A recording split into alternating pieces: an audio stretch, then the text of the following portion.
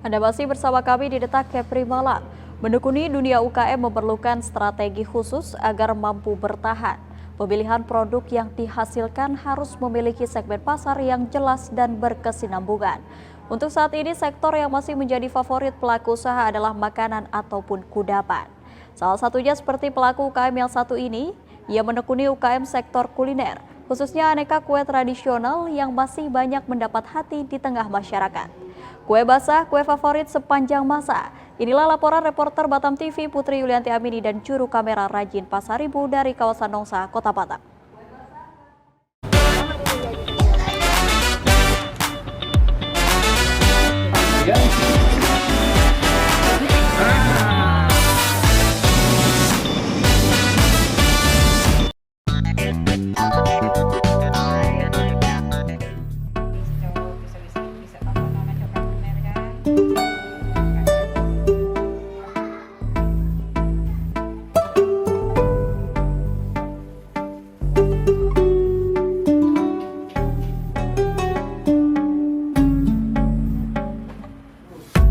Siapa yang tidak suka dengan kue basah seperti ini?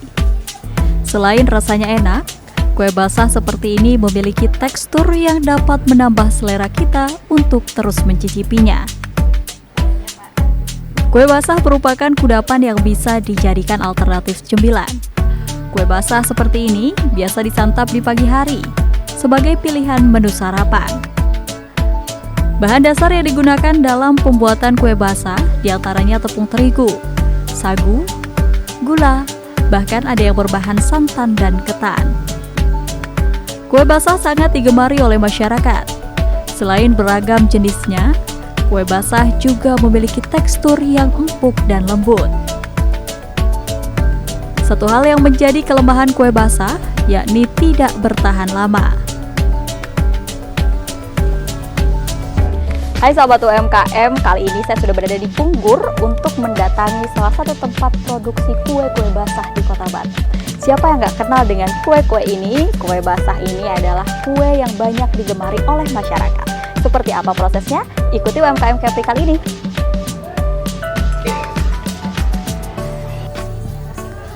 Wanita ini bernama Fania. Ia telah menekuni dunia UKM sejak tahun 2019 silam. Setelah sekian waktu menekuni pembuatan kue basah, wanita dengan 2 anak ini telah menjadi salah satu pemasok kue basah di lapak-lapak yang mudah kita jumpai di sudut Kota Batam setiap pagi. Khusus untuk aneka kue hasil produksi Fania, sebagian besar dipasok kepada penjajah sarapan pagi di sekitar Kafling Senculung, Kecamatan Nongsa.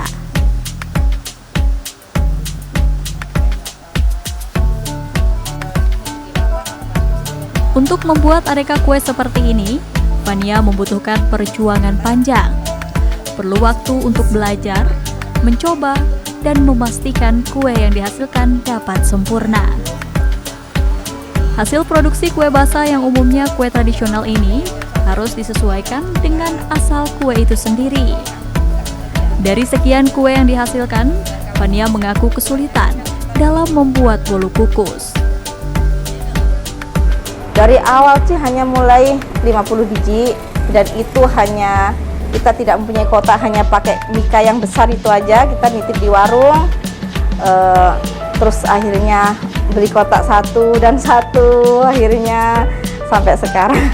Untuk resep itu sebenarnya otodidak ya kita itu, dan percobaan pertama seperti untuk bolu kukus itu gagal awal pertama, kedua gagal, sampai ada 8 kali itu gagal gitu kan, karena minta resep ke 1 orang nggak jadi, nanti mekar tapi bawahnya dia bantat gitu kan, jadi sampai 8 kali akhirnya ya sudah kita punya inisiatif sendiri, punya resep sendiri.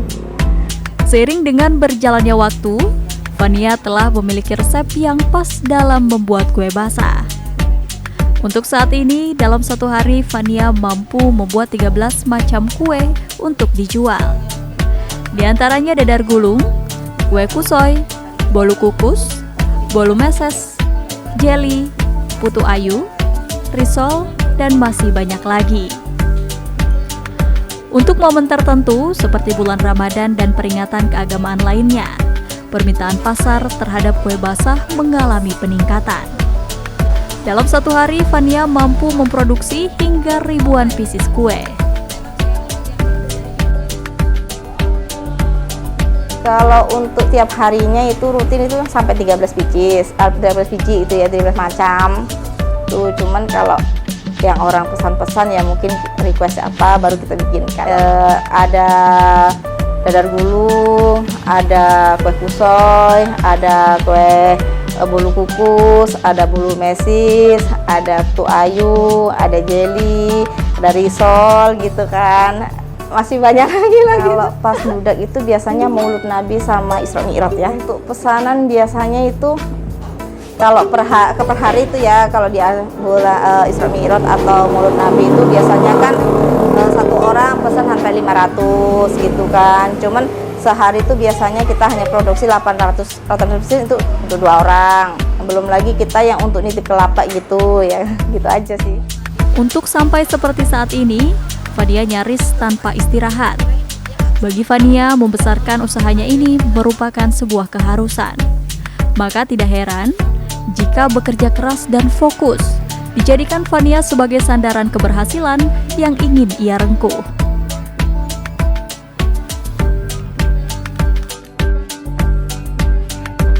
Jadi sehari-hari kayak gini ya Bu ya, kalau habis buat langsung di packing, langsung ini berarti buat besok ya Bu ya?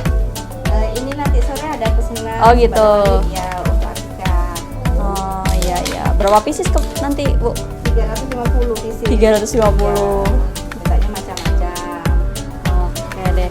Oke deh Bu Fani, terima kasih atas waktunya. Saya diajak melihat nih gimana kondisi pembuatan kue-kue basah yang biasanya saya lihat tuh di tempat-tempat sarapan gitu ya. Ternyata Ibu Fani salah satu yang membuat kue basah itu. Nah pemirsa, itu tadi bagaimana proses pembuatan kue-kue basah ala Mbak Fani. Salah satu motivasi terbesar yang mendorong Mbak Fani hingga saat ini yaitu adalah keluarga, khususnya adalah pasangan hidupnya sendiri. Saya Putri Abidi, sampai jumpa di UMKM Provinsi Kepri selanjutnya.